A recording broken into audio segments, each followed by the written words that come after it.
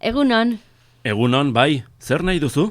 Begira, aurreko batean medikuarenean egon nintzen, eta kirol pixka bat egitea komeni zaidala esan zidan, baina ez dakiz zer egin.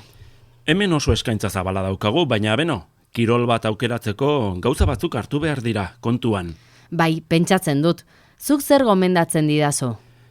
Ea ba, zuk zerbait egiten duzu ez dakit, mendira joan, ibili, bizikletan ibili. Ez, egia esan da, ez dute zer egiten. Eta zergatik esan dizu, medikuak kirola egiteko. Ba, beti bizkarreko minez egoten naizelako. Oso ondo, pista horrekin zeo zer egin dezakegu. Igerian badakizu? Oso ondo ez, baina gustatu egiten zait. Eta igeriketa ikastoro batean izena ematen baduzu, ordutegi zabala dago. Ederki, baina beste zerbait ere egin nahi nuke. Zer izan daiteke? Zuk duzun arazoarekin suabe hastea komeni zaizu.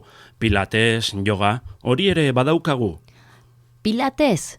Ez dut ezagutzen, zertarako balio du? Ba, lesioak prebenitzeko, arazo posturalak sendatzeko oso ona da. Ados, ordutegiak jakin beharko ditut. Inprimakirik edo badaukazue? Begira, igeriketakoak, pilatesekoak eta yogakoak emango dizkizut. Zuk eraman, aztertu eta erabakitzen duzunean etorri lasai.